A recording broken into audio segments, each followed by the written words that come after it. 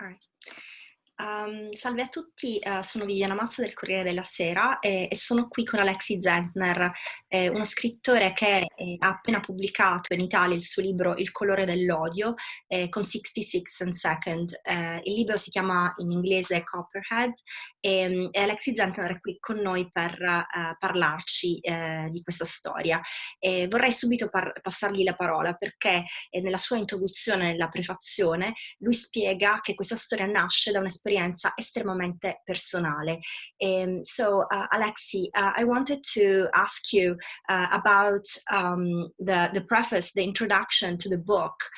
You explain that the origin of the story is extremely personal and that it comes from a personal experience that you lived when you were 18 years old. So could you tell us what this is about?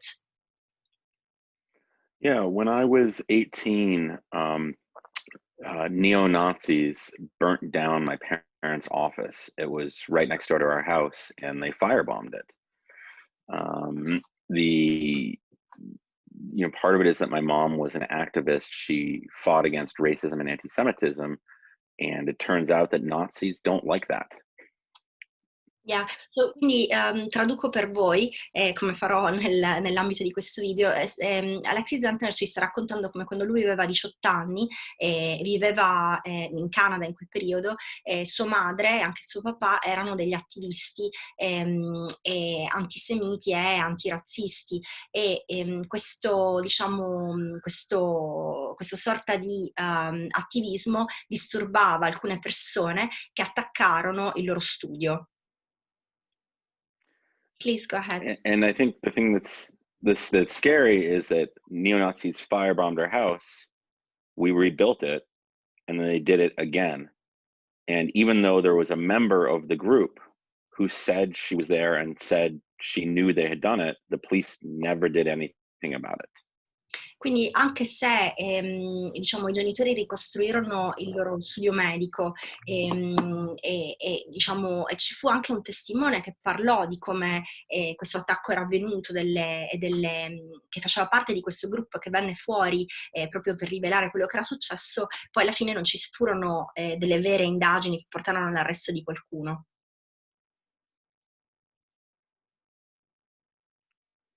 It's So one of the. Sorry. Yes, please go ahead. I was going to say one of the things that I learned is that when you want to stand up to Nazis, it's not just marching and holding up a sign. It's dangerous and it's scary, and it has to be done. But they're not just words. The people who say these things, they're violent and they're criminals, and they don't care about politeness, what we think of as normal society.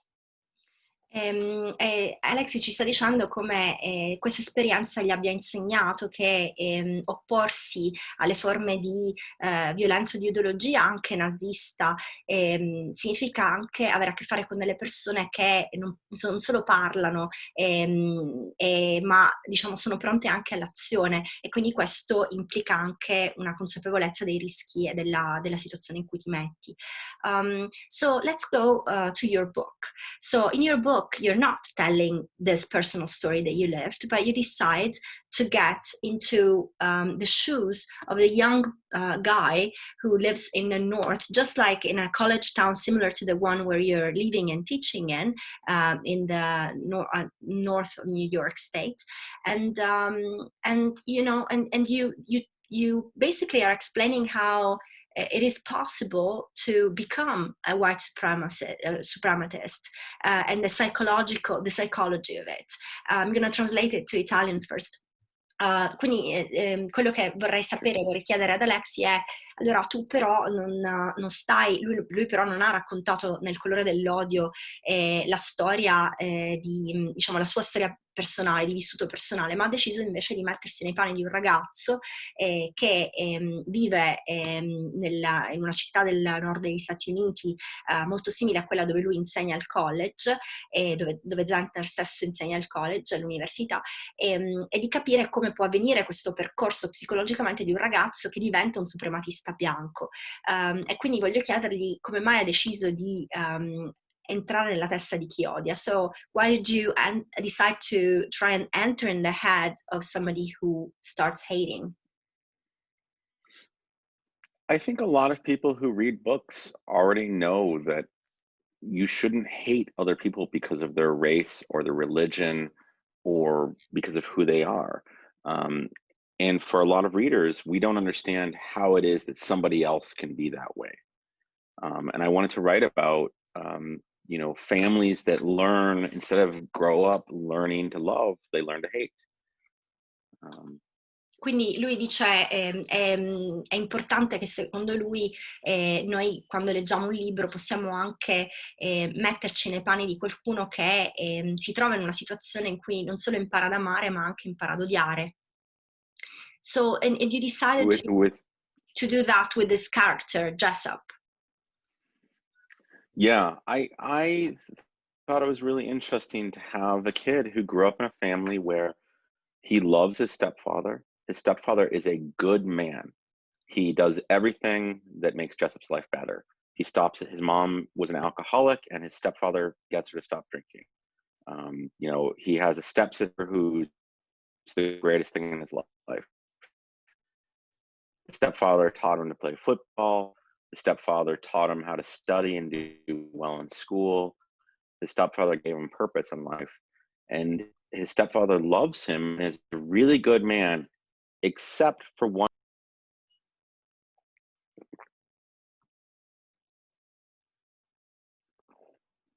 Sì, quindi il personaggio di cui stiamo parlando con Zentner è il protagonista del suo libro che si chiama Jessup.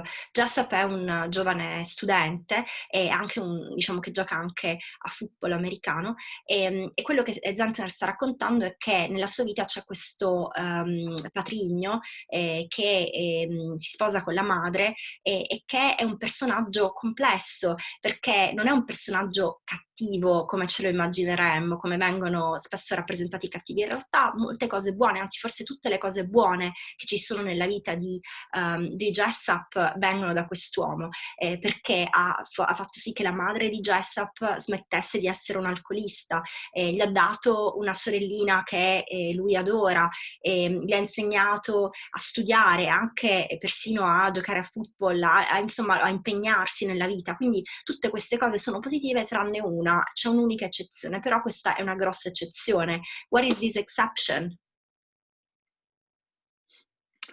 I think, everything good in Jessup's life comes from his stepfather, but so does everything bad.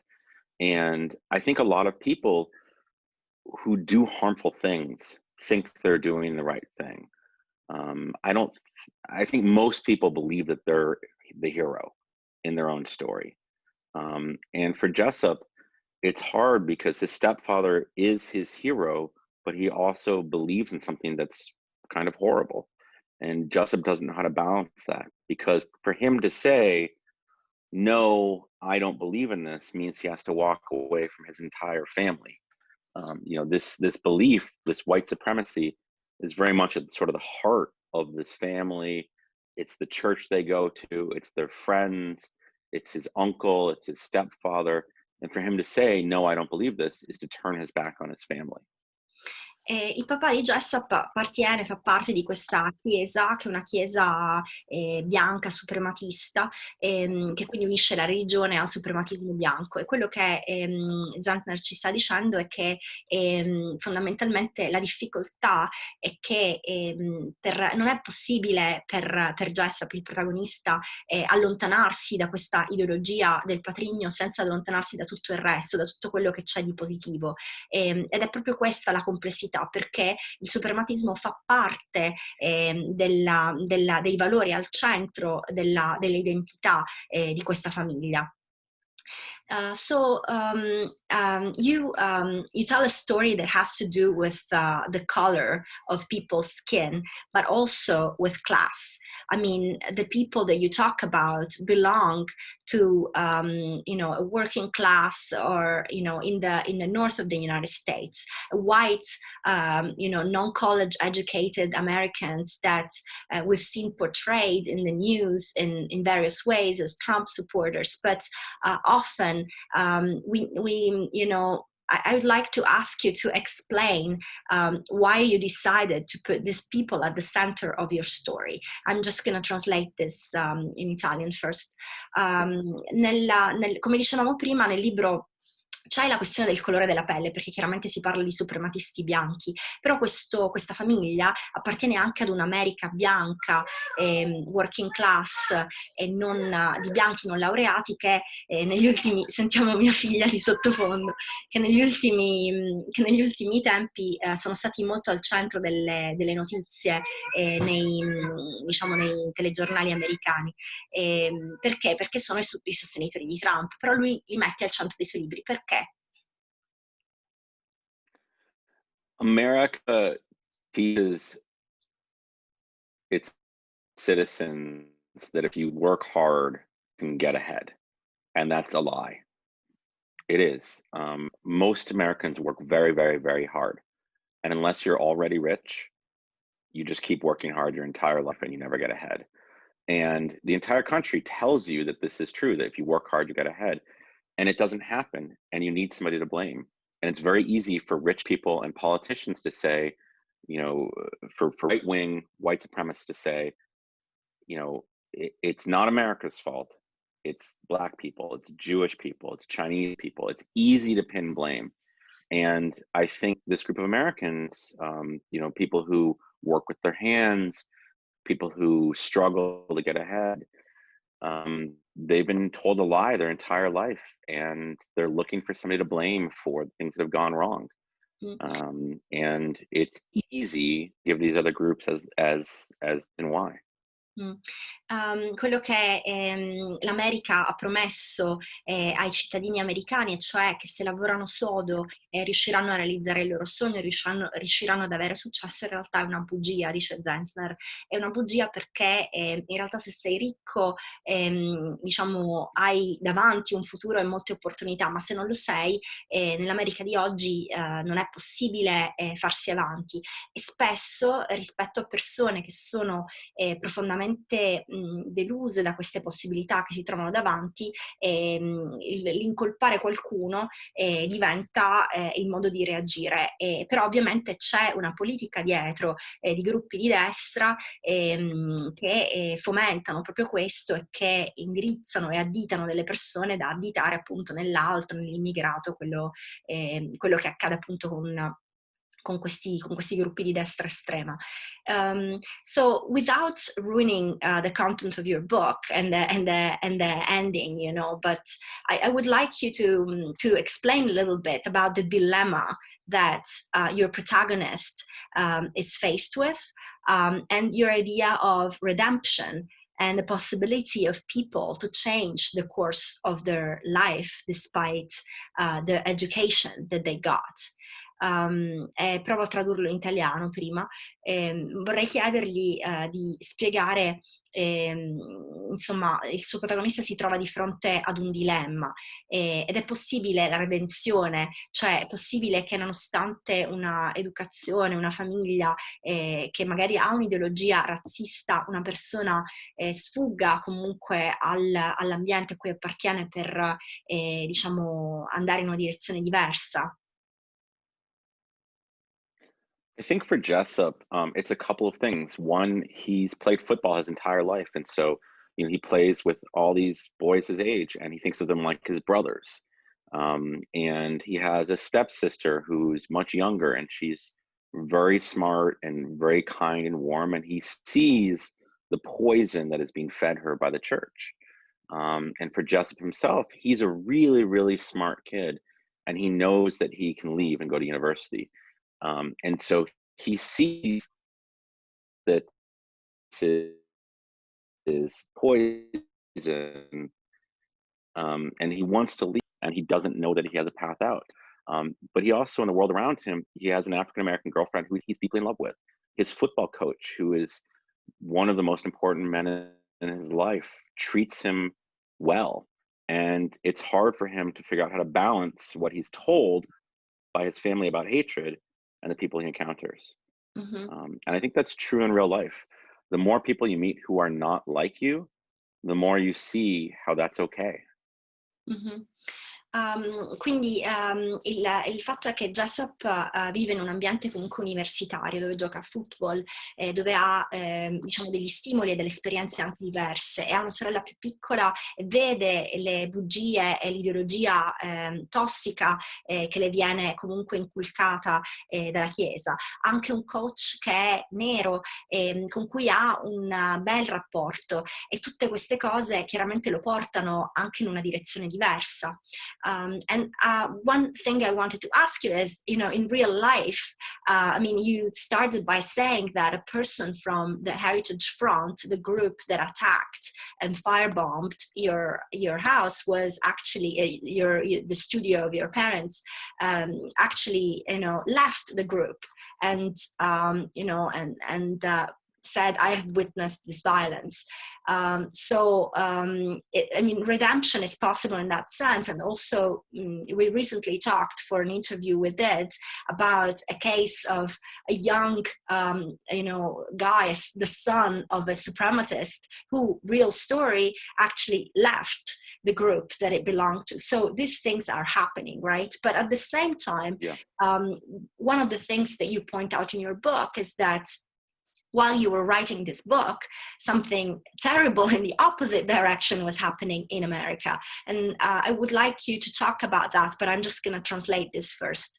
Quindi quello che gli ho chiesto è, lui appunto parla della possibilità di cambiare direzione grazie anche all'influenza della società che ci circonda, e quello in fondo che è successo a questa testimone che faceva parte dell'Heritage Front, il gruppo che attaccò lo studio dei suoi, che incendiò lo studio dei suoi genitori, e che poi venne fuori denunciando il gruppo e quindi andando contro di loro. E lo stesso è accaduto anche, per esempio, in un caso che ha fatto notizia in America un po' di tempo fa, del figlio di un famoso suprematista bianco, che dopo essere andato all'università e aver incontrato persone diverse, avendo avuto stimoli diversi, ha cambiato strada, abbandonato il gruppo. Quindi questo è possibile, però allo stesso tempo all'inizio del suo libro Zentner spiega che in questo momento in America ci troviamo in una situazione, in un'atmosfera molto cupa da questo punto di vista, che va in realtà in una direzione diversa.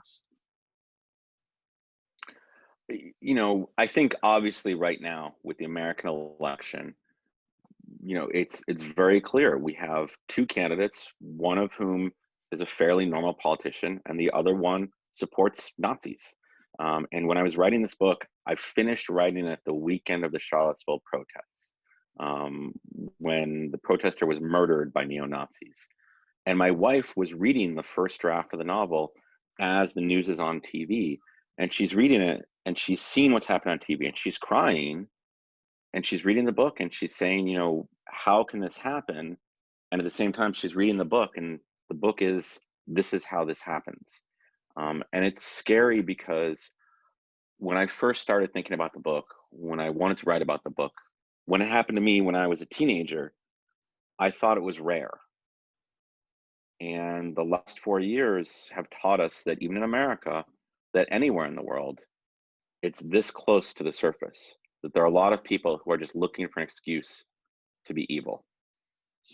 Lui appunto ha finito di scrivere questo libro e ha dato a sua moglie una bozza da leggere proprio nel weekend in cui ci furono le manifestazioni di Charlottesville 2 anni fa, quando, come lui ci racconta, ci fu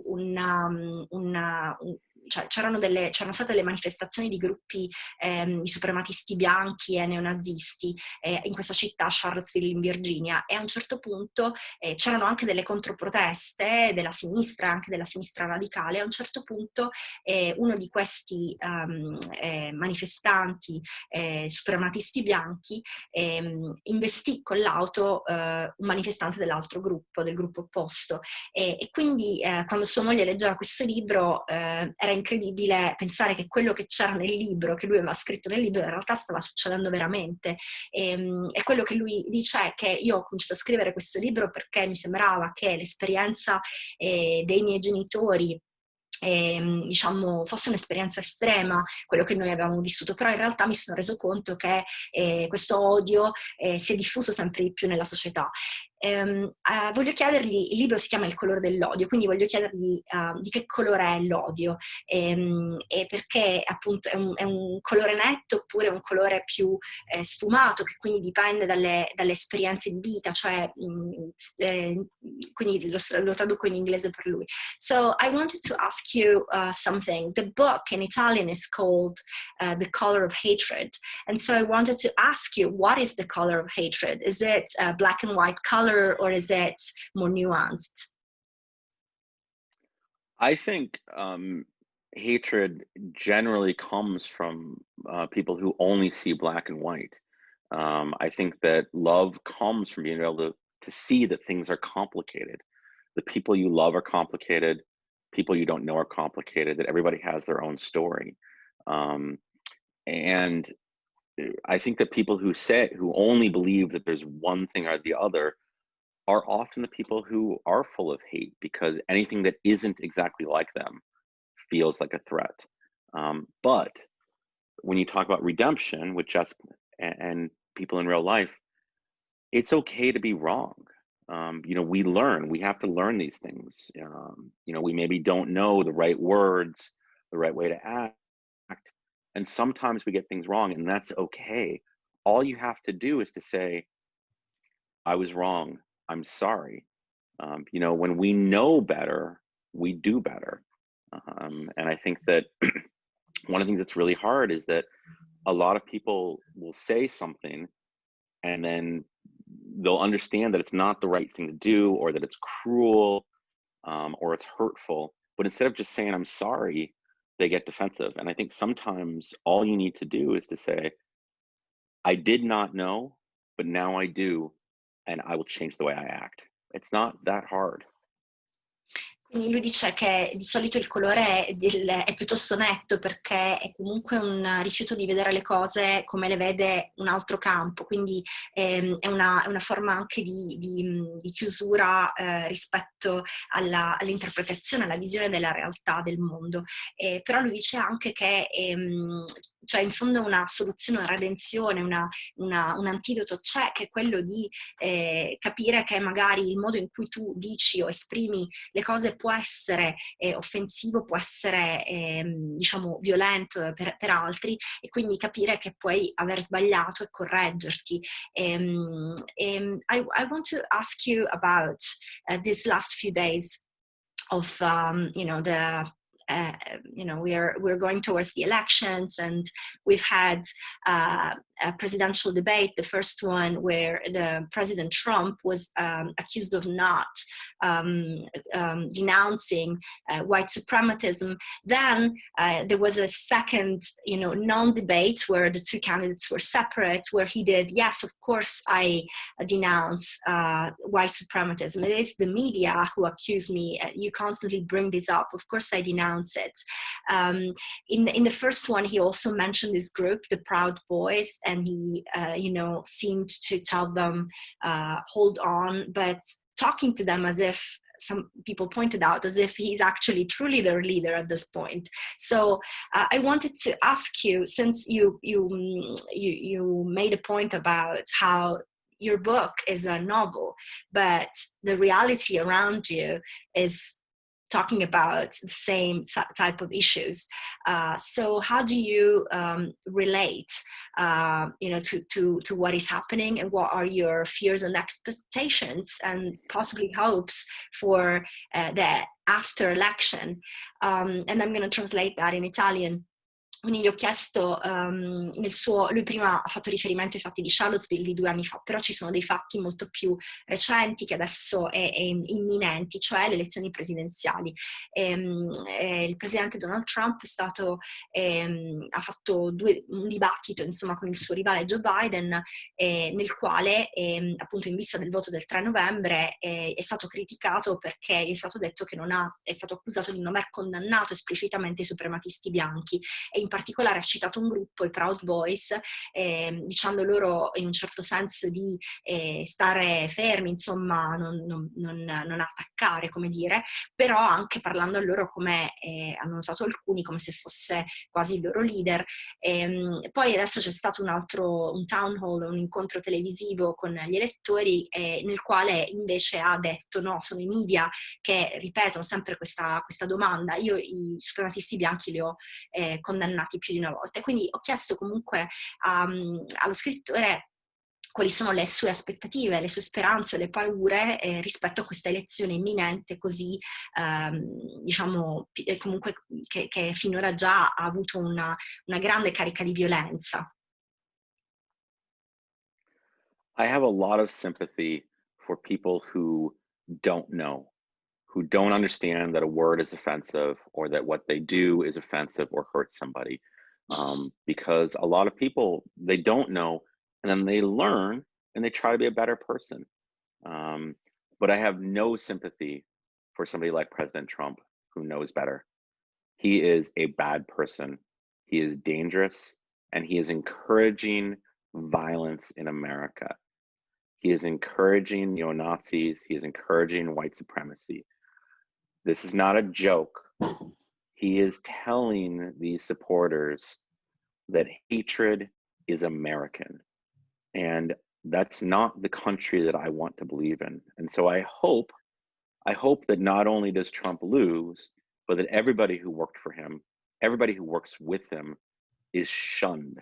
I hope that none of those people are ever invited to a dinner party, to a birthday party, that none of those people ever get jobs again.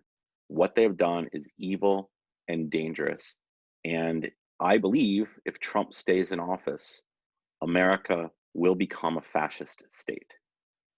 I think this election is the most important American election in my lifetime. And that if Trump stays in office, it's the end of America. But I hope and I believe that America, in its heart, is a country that wants to do better. And I hope that's what happens.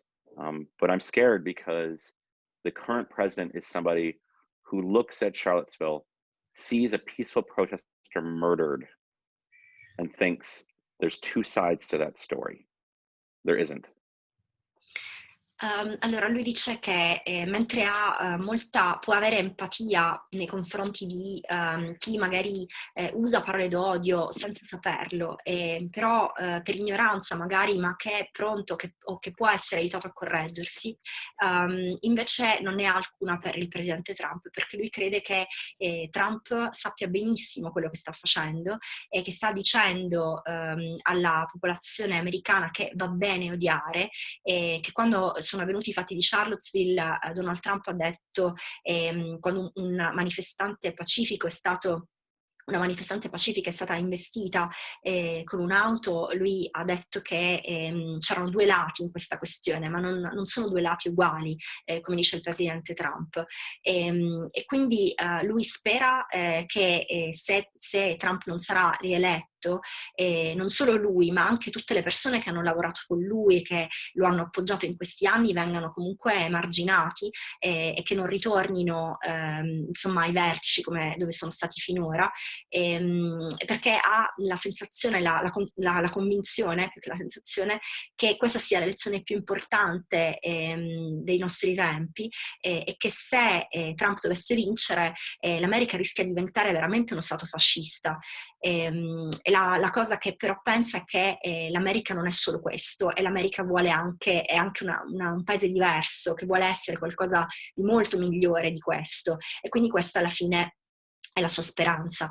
E ha detto una cosa, this is not a joke, questo non è uno scherzo, e su questo voglio fargli un'altra domanda, perché nel suo libro c'è un momento in cui ci sono due ragazzi, Jessup e un suo amico, che fanno una sorta di battuta che appunto ha a che fare con il suprematismo bianco, ma in realtà non è una battuta, in realtà, e questo è anche un tema significativo, perché spesso di questi questi tempi, quando ci sono dei riferimenti anche al suprematismo bianco e queste cose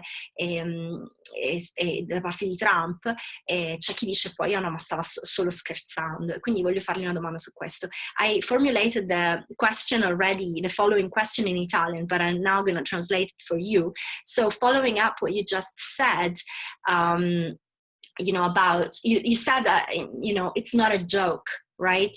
And, in your book, you have a joke at some point between Jessup and his friend, which is a joke about white suprematism, and it's a joke for only one of them, right? And recently, when Trump has been saying sometimes racist things or other things that, the people don't want to believe, he's saying, like, about the election, or recognizing or not the results of the election, people say he's joking. So I wanted to ask you about this idea of first of all, to start with the episode in your book, if you could summarize it and then tell us your opinion. Sure. The two kids joke about what they call racial holy war. And for Jessup, it's kind of a joke, and he realizes that his friend is preparing for real war, that he is learning to shoot, and because he is thinking that he is going to kill people who are not like him. And I think Jessup realizes that he's joking and his friend isn't. But when you think about somebody like President Trump, he's the president. The president of the United States of America doesn't get the joke that white supremacy is okay. He doesn't get to say no. That's what he's doing. He's saying, don't do it. That's not a joke. The president of the United States has power. What he says matters. And it would be extremely easy for him to shut all of this down. And the reason he doesn't stop it is because he believes that white supremacy and racism is acceptable. There's no joke to this. This is not a thing that you joke about. And the people who say he's joking are the people who hope you don't take it seriously because they believe it to be true. Mm-hmm. And I think that we need to go back to a time where when you make a joke like that, there's a consequence. You shouldn't be the president of the United States and be able to joke that white supremacy is okay. You should be able to joke that people should bring guns to polling places. You shouldn't be able to joke that peaceful protesters should be shot and killed because you don't like what they're doing. That is not how a democracy functions. That is how a dictator rules a country.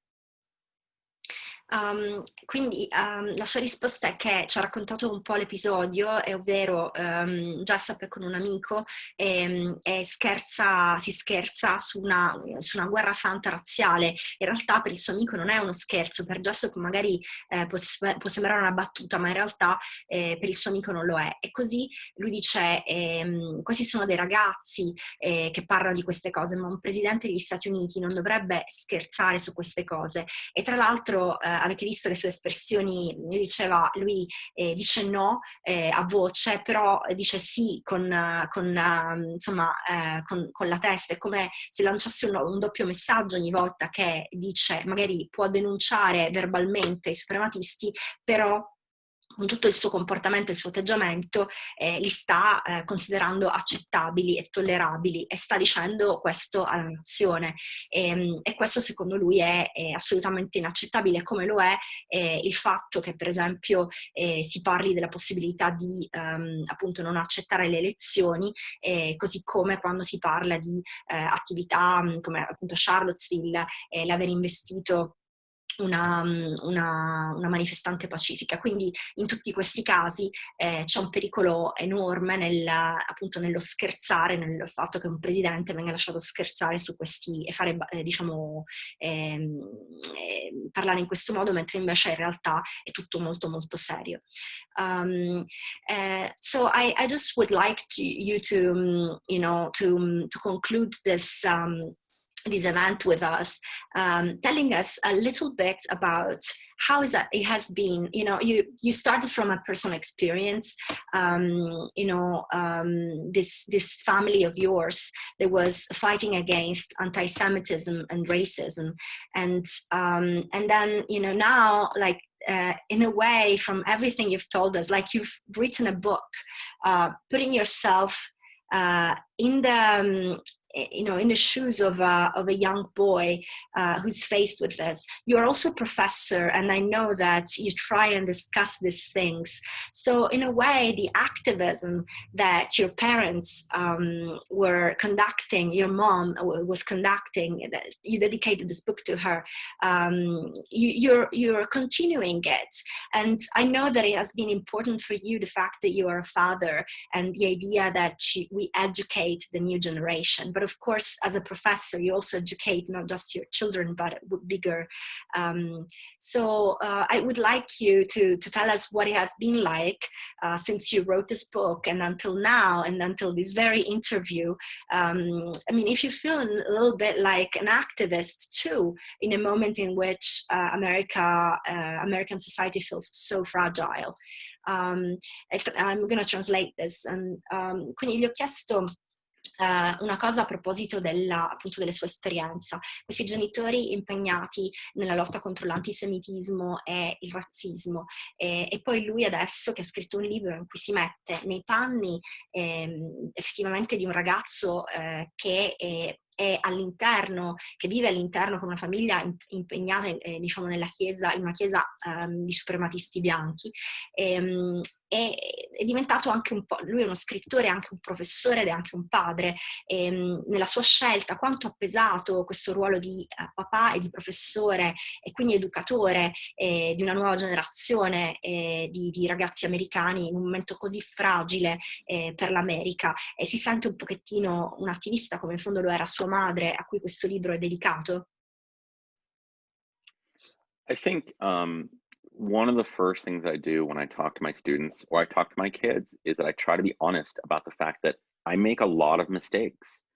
And I'm old enough that I grew up at a time where maybe we weren't as tolerant of people who were different. When I was in high school, it wasn't okay to be gay. And, I had to learn the language and I had to learn how to be a better person. And so what I say to my students and to my kids is, your goal is to keep becoming better.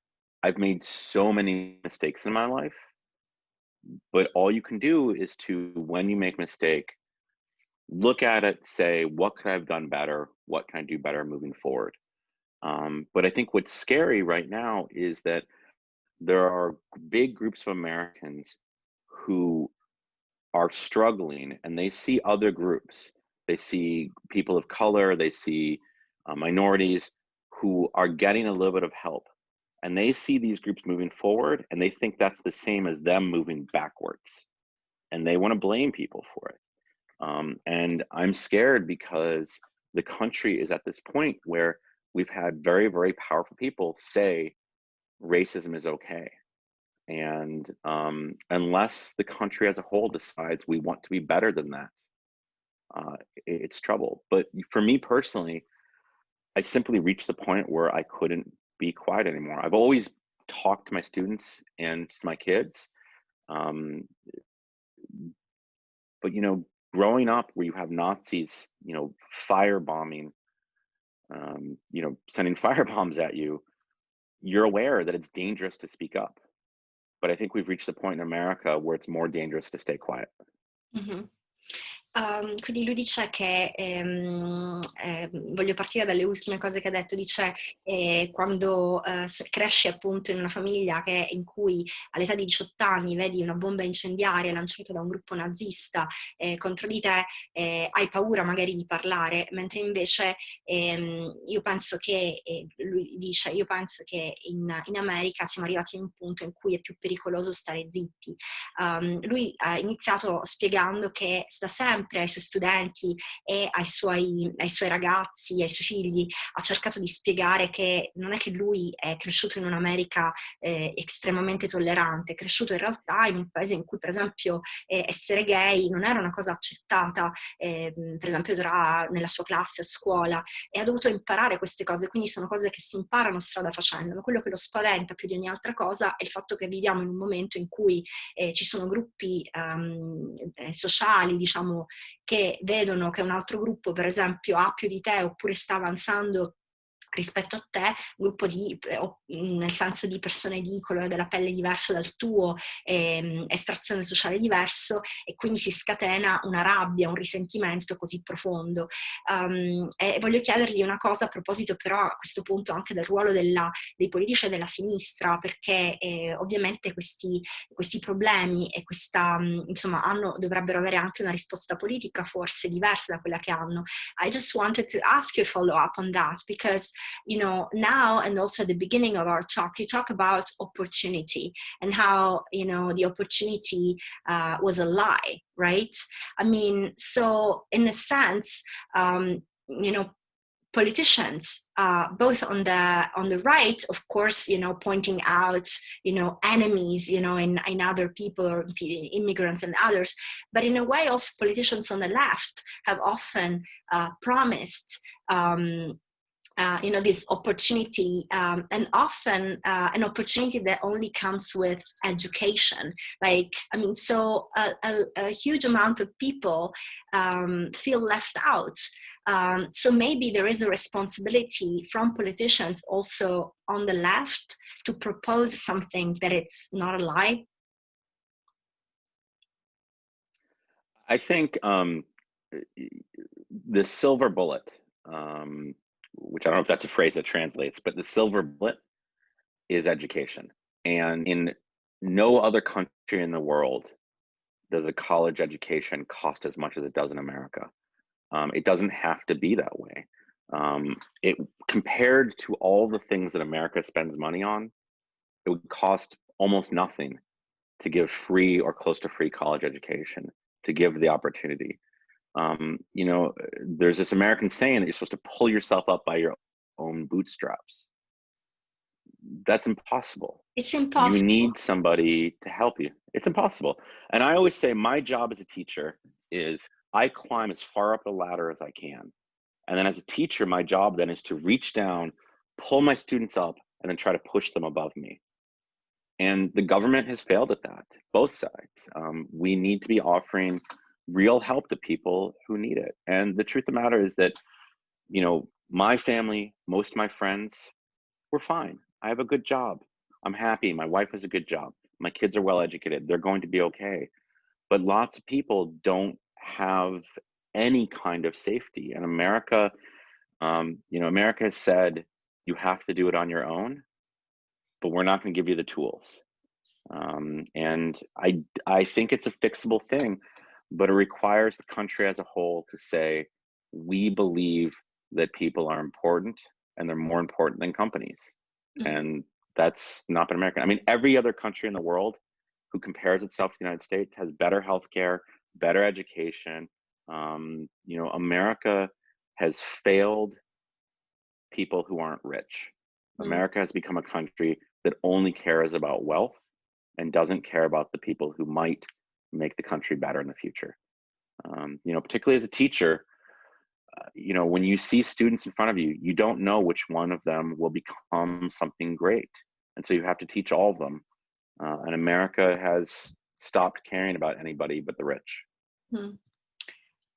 Quindi lui dice che l'istruzione è la chiave ovviamente di tutto, però il problema è che se non c'è, diciamo, quando l'istruzione è così costosa come lo è diventato in America, è irraggiungibile per una marea di persone, ed effettivamente c'è questa espressione anche in America di sollevarsi tirando i lacci delle scarpe, che è impossibile, cioè fisicamente impossibile sollevarsi tirando i lacci delle scarpe, però è un modo di dire che vuol dire che tu devi andare avanti con le tue forze, che puoi avere successo facendolo, e però Il problema è che è stata, appunto, c'è questa idea che però è diventata irrealizzabile, a meno che appunto non sei una persona ricca.